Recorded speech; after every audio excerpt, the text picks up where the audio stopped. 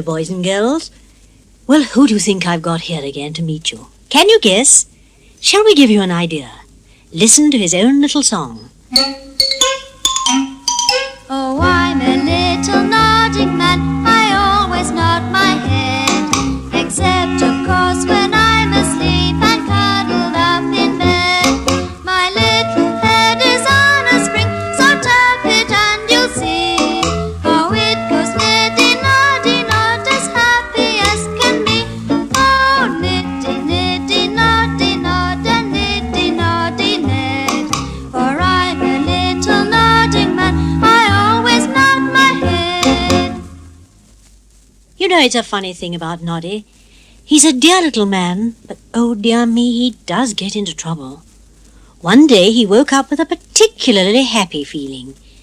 He dressed himself humming like a bumblebee. He felt so merry he put on his little blue hat, and the bell jingled merrily. I've got a feeling today is my lucky day. Something's going to happen. I know it is. I'll cook my little breakfast, a nice boiled egg, and make some cocoa. What a splendid, lucky day it's going to be. Ah, the egg's boiled to a tea. Now to crack it. I always like to crack my egg, don't you? Not just cut it off as some people do. Phooey! What a horrid smell. Oh, and what a horrid taste. I'm not going to eat you. You're not a lucky egg, and you should have been on my lucky day. Well, I'll go and get out my little car. He went out to the garage and, oh dear, one of the tires was flat. Well, anyone would think this was my unlucky day. What do you mean by this? Said the car softly. It didn't like having a flat tire. I'm beginning to feel cross. Things shouldn't go wrong on my lucky day. Bother, bother, bother. Hello? Who's this coming up my path? It was Mr. Plod the policeman, looking very solemn. Hello, Mr. Plod. Do you want me to take you anywhere in my car? No, Noddy. I've come to ask where you were in the middle of the night. What a silly question. In bed, of course. Why? Not so silly as you may think, my boy. Somebody went to Miss Fluffy Cat's house and climbed in at the window and took some jam tarts and meat pies and chocolate cakes from her larder. Goodness, what a shocking thing to do. But you don't think I did it, Mr. Plod? Why, Miss Fluffy Cat's a friend of mine. Well, I'm sorry to say Miss Fluffy Cat is very shocked, but she does think it was you, Noddy. Why, she's horrid to say that. I'll never take her out in my car again.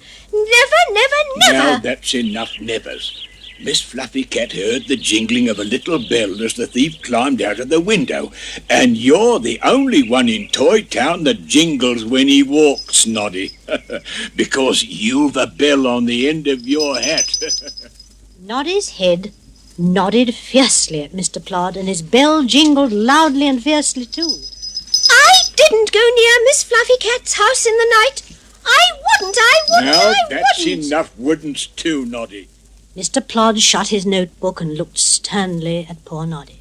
Now, suppose I look in your larder, eh? See? There isn't a jam tart or a meat pie or cake. Now let's see. What are these crumbs? Chocolate cake crumbs. Noddy, are you telling the truth? Of course I am. I had a few chocolate buns yesterday. I tell you, I didn't. Now that's enough didn'ts. Well, I shan't say any more to you just now, Noddy, but if you didn't go to Miss Fluffy Cat's house, I'm glad. But if you did, well, look out. Goodbye. Noddy was very upset when Mr. Plod had gone. He just sat on the floor and very nearly cried.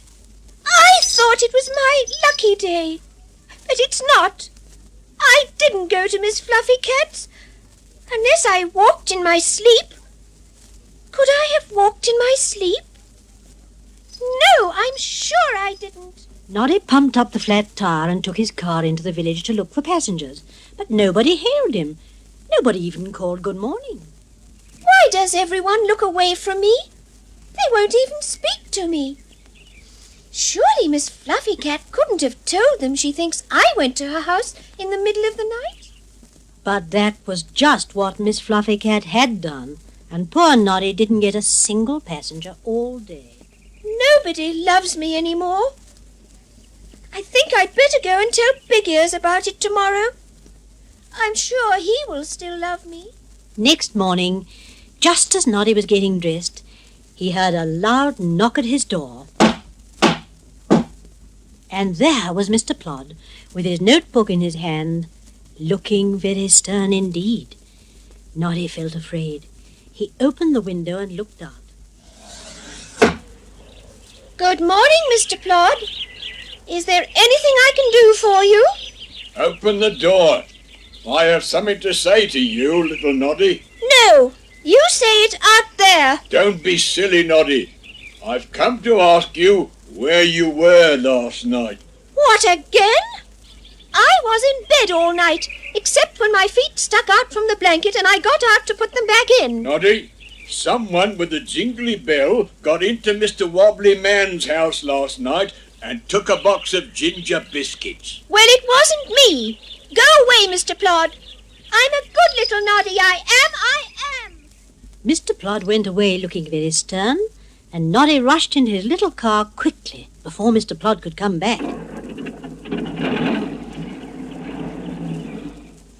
Hurry, car! Hurry off to Big Ears! Over bumps, round corners Noddy rushed, and at last came to Big Ear's toadstool house. He knocked loudly, but the door didn't open. It stayed shut. Big Ears! Big Ears! It's me, little Noddy! I want you, Big Ears! Open the door, quickly! It's no use knocking. You're wasting time. Big Ears has gone away. Brother Little Ears is ill. He's gone to look after him.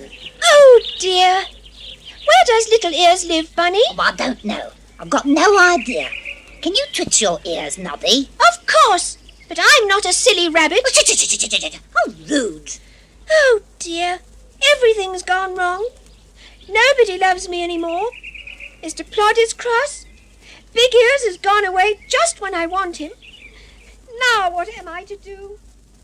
Noddy got into his car and drove back to Toy Village and saw Mr. Monkey carrying a very heavy case.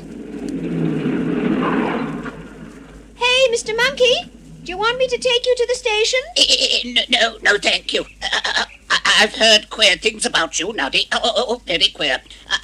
I don't want to go in your car again. Oh, no. Noddy drove off, his face very red. When he got home, he paced up and down the room and sang miserably to himself. Stamp, stamp, stamp. Stamp, stamp, stamp. I'm feeling sad today. I can't go out to play. Stamp, stamp, stamp. Stamp, stamp, stamp. Stamp, stamp, stamp. Stamp, stamp, stamp. I'm a busy little Noddy. I'm not loved by anybody. Stamp, stamp, stamp. Stamp, stamp, stamp. Oh, dear. Everyone thinks I'm bad, and I'm not. I'm not. Oh, I do feel so lonely. Just then, there was a soft tap at the door. So soft that Noddy didn't hear it. The door opened quietly, and somebody tiptoed over the floor and put soft, warm arms round little Noddy and gave him such a hug. Noddy looked up, and who should it be but a gay little bear with a gay skirt and bonnet. Noddy, dear, what's the matter? Oh, it's you, Tessie Bear. I didn't hear you come in. What a lovely hug. I was feeling so unhappy. Tessie Bear smiled at Noddy shyly and wiped his eyes with her little pocket handkerchief. What big tears you have! My hanky's soaked. Noddy, what's the matter? So Noddy told Tessie Bear the whole story while she held his hand in her soft little warm paw. So you see, Tessie, everyone believes I'm the thief. Oh, nobody will speak to me. Even Big Ears has gone away. I don't know where, and so I haven't a friend in the world. Oh, yes, you have. I'm your friend. I know you couldn't possibly do a horrid thing, little Noddy. Oh, are you really my friend? Oh, Tessie Bear, it's so nice to have someone loving me again. Now I've got you, I don't mind if people don't speak to me for weeks and weeks. I shan't even mind if Mr. Plod comes to fetch me and lock me up. Oh, no, that's silly, Noddy. You must mind. You must find out who's pretending to be you, jingling a bell when he breaks into people's houses. But I can't. How can I? I've got a plan. Let's make some cocoa, and I'll tell you all about it.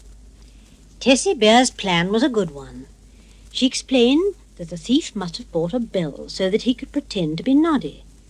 So the best thing they could do was to go off to the bell shop and ask some questions. Oh, Tessie, how clever you are. I wish I had brains like yours. Let's hurry off to the shop. The bell shop was a lovely place. Noddy began to ring all the bells at once. What a noise! The shopkeeper was a peculiar little wooden man with tufts of cotton wool sticking out of his ears. Noddy stared at him.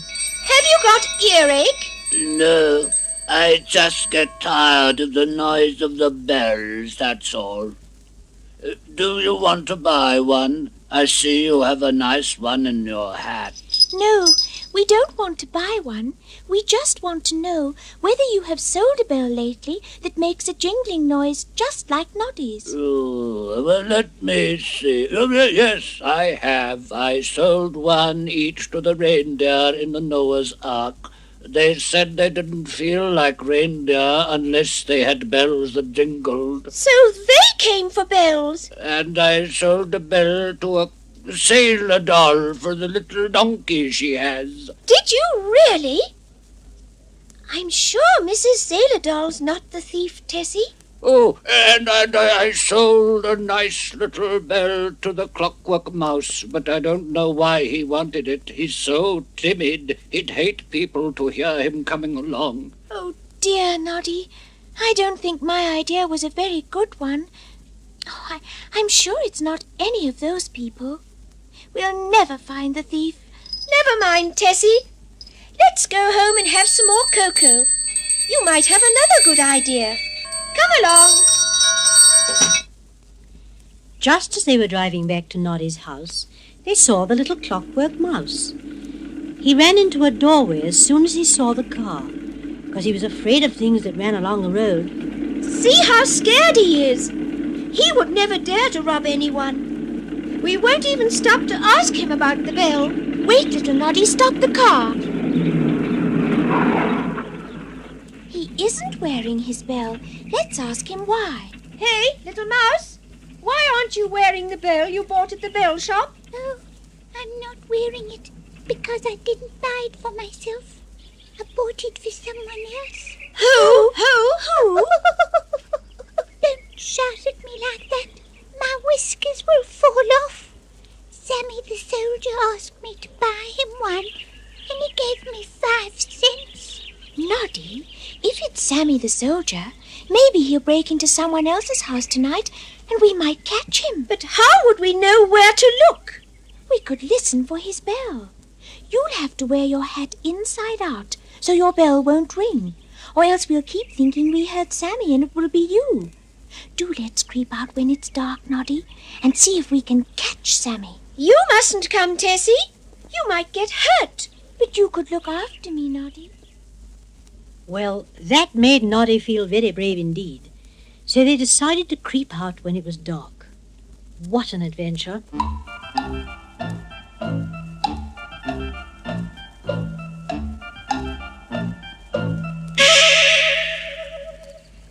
That night, when it was very dark and, oh, so quiet, they set out together, They went up and down the street, stopping to listen now and then. Suddenly, they heard a bell jingling. Yes, they really did. Jingle, jingle, jingle it went, just like that. Where is it coming from? Over there, in Mrs. Monkey's house, and she's away. Shh! Somebody's opening a window. Somebody's opening the larder door and feeling over the shelves. It must be Sammy Soldier. Stay here, Tessie. I'll catch him. Oh, Noddy, please be careful. So Noddy very boldly climbed in at the window too. But oh dear, Sammy heard him coming and sprang at him. Down went little Noddy and banged his little wooden head hard on the floor. He caught hold of Sammy's leg and pulled him over. Sammy squealed and Noddy yelled. Tessie Bear was so frightened. Was little Noddy being hurt? She ran into the road. Help! Help! Won't somebody help? Just then, Tessie saw somebody coming down the road on a bicycle, and standing on the back was somebody else. She shouted again. Oh, stop and help me! Please do stop! The bicycle stopped, and two people leapt off at once. Oh, what's the matter? Oh, little Noddy is in that house over there trying to catch a thief. Oh, and I think he's being hurt. Oh, goodness dear. me. Oh, come on, let's be quick. The man with the nice voice rushed into the house. Tessie couldn't see who it was. She got into the car and waited. Oh dear, was Noddy all right? She didn't have to wait long, though, before the front door opened and 4 people came out. One was being dragged along, howling, jiggling a bell all the time. But it wasn't Noddy. It was Sammy the Soldier. Aha, he was properly caught. Where are you, Tessie? It's all right. We've got him. I'm sorry. Thank you for getting help for me. Noddy didn't know who had come to help. It was pitch dark. He only knew 2 people had suddenly arrived and pulled Sammy Soldier away from him and dragged him to the front door. Noddy followed after, feeling a little queer after his bad time on the floor. Who were they, Tessie? I don't know. I couldn't see in the dark, but they called out that they were taking the thief to Mr. Plod's, so we'd better hurry. And who do you think had come to Noddy's rescue? Can you guess? Yes, of course, you're right. It was dear old Big Ears on his bicycle with Little Ears, his brother. When Noddy saw Big Ears and Little Ears holding Sammy Soldier between them, he gave such a shout. Big Ears! Oh, Big Ears! I'm so glad to see you. Oh, Noddy, dear little Noddy. Why didn't you tell me you were going away? Oh, I've been in such trouble. Oh, Big Ears, I'm so glad to see you. Oh, Noddy, don't squeeze me so. Oh, you're worse than a bear. What's been the trouble? So Noddy told him the whole story.